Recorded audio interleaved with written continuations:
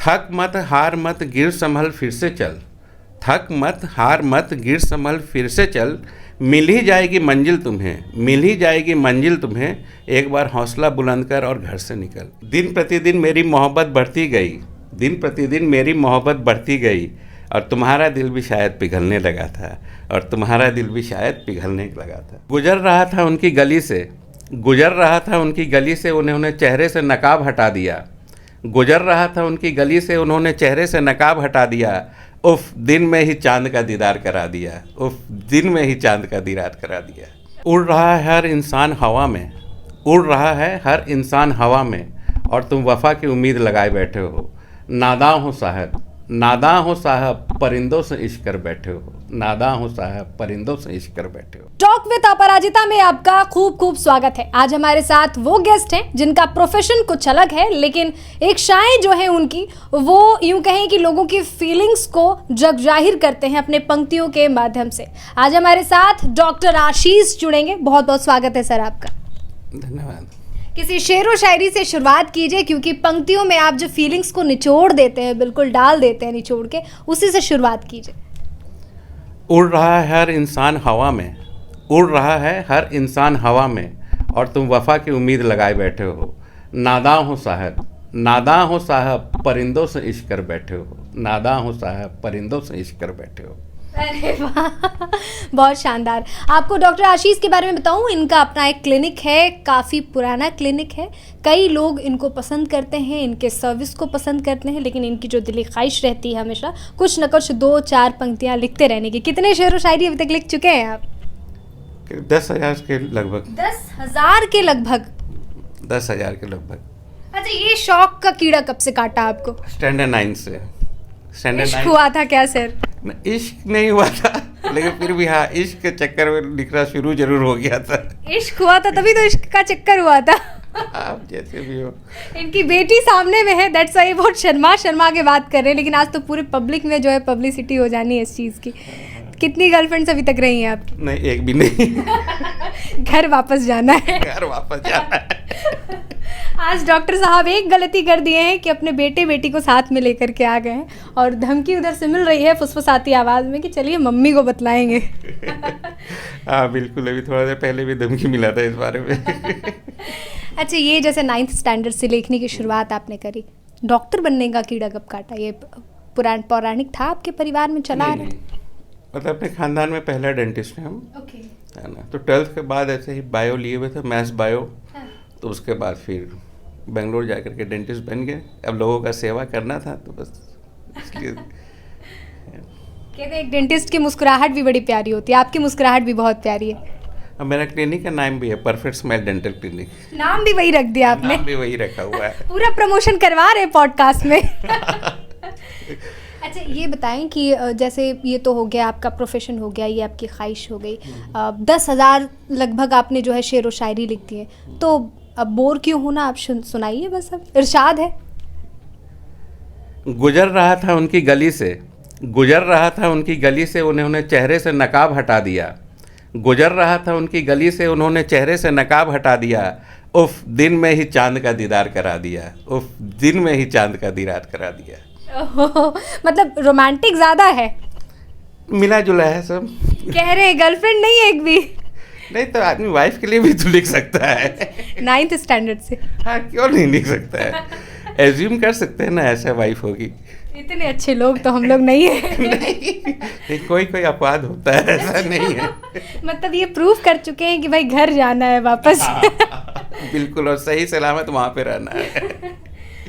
अच्छा, जैसे कब लिखते हैं? डेंटिस्ट की जो लाइफस्टाइल होती है वो कैसी होती है? उस दिनचर्या से कैसे वक्त निकालते हैं? रात में खाना खाने के बाद कभी बैठते हैं तो डेली नहीं लिखते हैं, लेकिन हाँ सप्ताह में 4-5 दिन 2 दिन मौका मिल ही जाता है, 10 मिनट 15 मिनट आधा घंटा लिखने का, तो वो रूटीन बन गया है। मतलब 2-3 दिन नहीं लिखने के बाद कुछ अजीब सा मिसिंग टाइप का फील होने शुरू हो जाता है। एंजाइटी फील होता है? एकदम वही सब चीज़ें। अच्छा, जैसे ये आपने ऑफ द कैमरा कह रहे थे आपकी हमारे छोटे से परिवार पर हमने कुछ पोइट्री लिखी है, वो पोइट्री ज़रूर सुनना चाहेंगे, क्योंकि अब तो परिवार ही साथ है ना, मतलब घर भी जाना है। उस कविता का शीर्षक है मोहब्बत का सफ़र। तो उसको शुरू करता हूँ। शायद तुम्हें याद होगा जब हम पहली बार मिले थे, शायद तुम्हें याद होगा जब हम पहली बार मिले थे। तुमने तो नज़र झुका लिया था पर मेरे दिल में प्यार की शुरुआत हो गई थी। तुमने तो नज़र झुका लिया था पर मेरे दिल में प्यार की शुरुआत हो गई थी।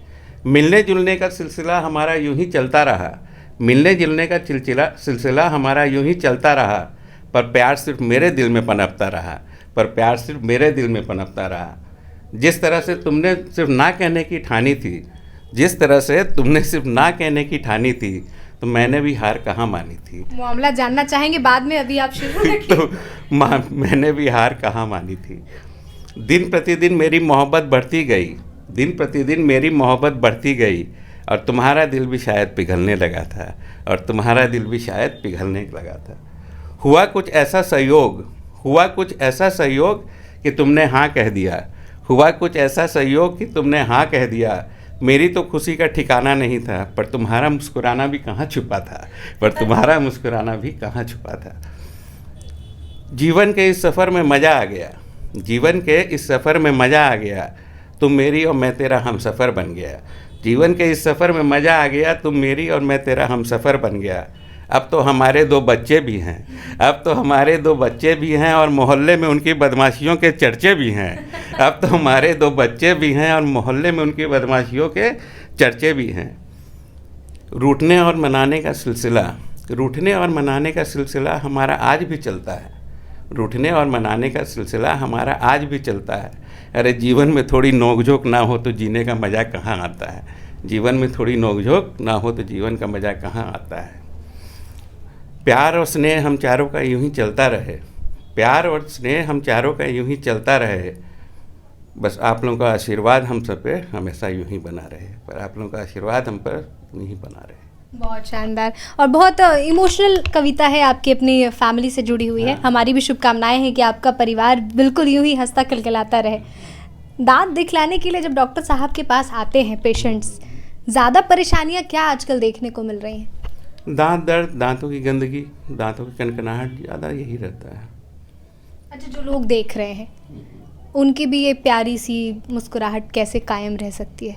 दांतों का अगर रखरखाव की बात हो तो जैसे कुछ दिनचर्या में किन चीज़ों को शामिल किया जाए, किन चीज़ों को हटाया जाए दिनचर्या से जो बेनिफिशियल हो उनके लिए?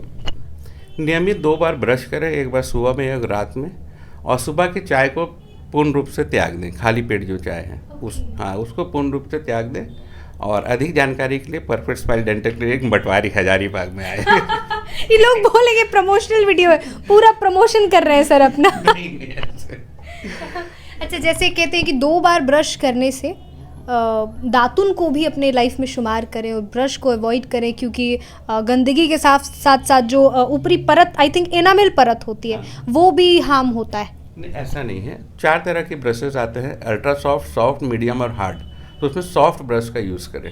Not ultra soft? नहीं, अल्ट्रा सॉफ्ट नहीं, सॉफ्ट ब्रश। सॉफ्ट ब्रिसल्स जो होता है वो सब किसी भी एज ग्रुप के लिए सबसे अच्छा ब्रश वही होता है। अल्ट्रा सॉफ्ट क्यों नहीं? मतलब वो तो और नाजुक होता है। और नाजुक होता है, लेकिन उससे क्या होगा, कोने कोने की गंदगी साफ नहीं होगी आपकी। नाजुक जो ब्रश है वो तो नाजुक ही काम करेगा ना। वो बात है। कुछ और शेरो शायरी हो जाए जो आपकी फेवरेट हो।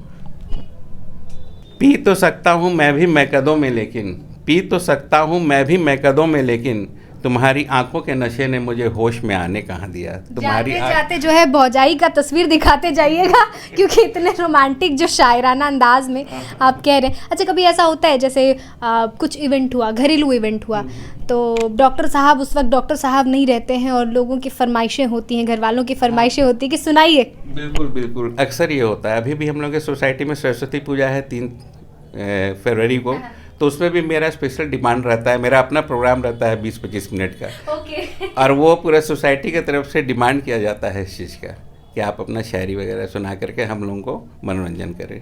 अच्छा, लगातार आप तो 20-25 मिनट ऐसे मतलब इस तरह के इवेंट्स में ये करते होंगे, मतलब अपने भी अभी अगर बोला जाए आपको कि 2-3 मिनट तक लगातार आप शायरी सुनाते रहिए बिना रिपीटेड मोड में, तो कैन यू? आराम से हो सकता है। एकदम बोलिए, स्टार्ट कीजिए फिर। सारा तरह का रहेगा इसमें, सारा तरह का, आप जो बोलना चाहे बेझिझक। पीठ पीछे बात करने वालों के लिए भी एक कानून होना चाहिए। पीठ पीछे बात करने वालों के लिए भी एक कानून होना चाहिए। जो मुंह पे ना बोल सके उसके लिए सज़ा बेशुमार होना चाहिए। जो मुंह पे ना बोल सके उसके लिए सज़ा बेशुमार होना चाहिए। मुझे दोजख मिल जाए, मुझे दोजख मिल जाए अगर इश्क में अपना वादा तोड़ दूं। मुझे दोजख मिल जाए अगर इश्क में अपना वादा तोड़ दूं। वैसे भी तेरे लिए मैं जन्नत का दरवाज़ा छोड़ दूं। वैसे भी तेरे लिए मैं जन्नत का दरवाज़ा छोड़ दूं। मतलब आप कहना चाह रहे हैं कि भाभी काम ऐसे करती हैं, आपको सताती हैं ज़्यादा, जन्नत तक नहीं जाएंगी वो साथ? नहीं, मुझे, मेरा कहने का मतलब है मुझे दोजख मतलब नर्क मिल जाए हाँ। अगर इश्क में अपना वादा तोड़ दूं। और आप जन्नत का दरवाजा क्यों छोड़ेंगे फिर? वो वैसे किधर जाने वाली है? जन्नत तो सामने है ना। अच्छा ओह, ओके। तो इसलिए वो जन्नत का दरवाज़ा छोड़ देंगे। जन्नत तो साथ में है तो फिर कहाँ जाना है। अच्छा, कभी ऐसा एकदम फनी सा मोमेंट हुआ है? क्योंकि ज़्यादातर लोग अपनी परेशानियों को लेके आते हैं तो परेशानियों से घिरे होते हैं, टेंशन से घिरे हुए होते हैं, लेकिन कभी ऐसा फनी मोमेंट कि आपसे रोका नहीं गया होगा, ऐसे भी आप मुस्कुराते रहते हैं, हाँ। तो रुके नहीं रुका गया होगा और बिल्कुल फनी सा मोमेंट हो गया होगा, आपके जितने स्टाफ्स हैं या जो डॉक्टर्स हैं और भी हंसी ठिठोले वाले बिल्कुल माहौल बन गया हो? ऐसा अभी तो एग्जैक्ट याद नहीं आ रहा है, लेकिन ऐसा हुआ है 2-3 बार। एक पेशेंट आया था, वो शायद काफ़ी दूर के पेशेंट थे, तो अपने ऐसे ही कहानी सुनाने लगे कि मेरा बेटा भी डेंटिस्ट बनना चाहता है, ये वो है, ऐसे करके है। फिर आप ही के यहाँ पे उसको ट्रेनिंग दिलवाएंगे। और उसके बाद हम बोले ऐसा है जब इतना करिएगा ही तो मेरे सामने क्लिनिक भी खुलवा दीजिएगा। तो आप मेरा कंपटीटर मेरे ही यहाँ पे तैयार करवाइएगा तो उसमें क्यों दूरी रखना है, मेरे सामने ही उसका क्लिनिक खुलवा दीजिएगा। तो उस फनी इस तरह का तो बातचीत हो रहा था एक बार। किताबें लिखी हैं आपने?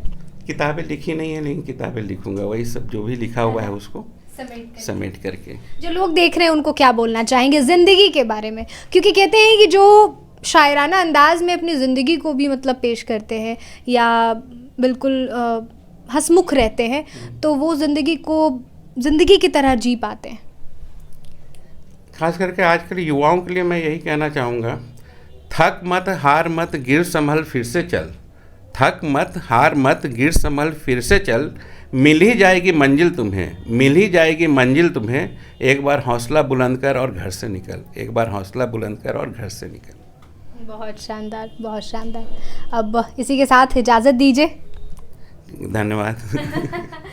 तो ये हमारे साथ डॉक्टर आशीष थे, डेंटिस्ट हैं, लेकिन इनका प्यारा सा परिवार, और लगा कि इनको इस वजह से शूट करना चाहिए कि इतनी मतलब स्ट्रगलिंग, आप कह सकते हैं स्ट्रगलिंग पीरियड के बाद, इतना नाम शोहरत कमाने के बाद, लोगों की इतना सेवा भाव होने के बाद भी एक जो ख्वाहिश है इनकी, जो हॉबी है, उसको ये ज़िंदा रखे हुए हैं, आज के कलयुग में कायम रखे हुए हैं। इतना स्ट्रेसफुल लाइफ होता है लोगों का, ये बहुत अच्छी बात है और इससे सीखने का मौका मिलता है लोगों को कि ज़िंदगी को काटना नहीं है, जीना है। इसी के साथ आप सब भी इजाज़त दीजिए। हज़ारीबाग अपडेट्स के साथ साथ HU डिजिटल्स को ढेर सारा प्यार दीजिए और टॉक विद अपराजिता में फिर स्वागत करेंगे आपका किसी नए गेस्ट के साथ। Thank you.